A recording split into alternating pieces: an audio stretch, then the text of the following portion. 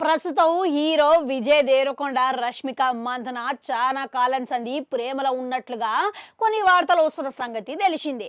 అయితే వీళ్ళిద్దరూ దీని గురించి ఎన్నటికీ స్పందించినప్పటికీ, అధికారికంగా చెప్పనప్పటికీ పలు సందర్భాలలో వీళ్ళిద్దరిని చూసి అభిమానులు సైతం ఒకటి కానున్నారు అని ఖరారు చేసేసుకున్నారు.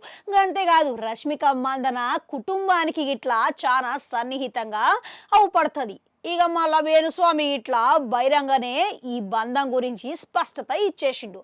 అయితే తాజాగా వీళ్ళిద్దరూ డేటింగ్ చేస్తున్నట్లుగా వస్తున్న పుకార్ల మీద మొట్టమొదటిసారి విజయ్ దేవరకొండ స్పందించడం జరిగిందంట. అయితే ఆయన ఇటీవల ఇచ్చిన ఇంగ్లీష్ పేపర్ ఇంటర్వ్యూలా దీని గురించి పలు వ్యాఖ్యలు వదిలిండంట.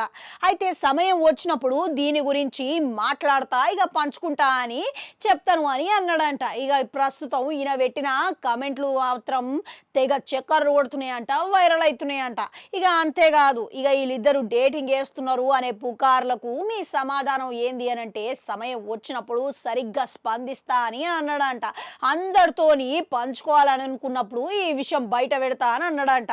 అన్నిటికీ ఏదో ఒక కారణము కావాలి, ఇక సమయము ఉంటుంది, ఇక సమయం గిట్లా రావాలి, ఇక అప్పుడు ఖుషిగా దీని గురించి పంచుకుంటా అని అన్నాడంట.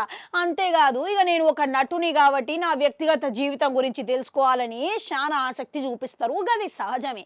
కానీ నేను ఇది వృత్తిపరంగానే భాగంగానే భావిస్తా. ఇక అంతేకాదు, ఇక నా గురించి ఏ వార్తలు వచ్చినా కానీ నేను వార్తల లెక్కనే చూస్తా.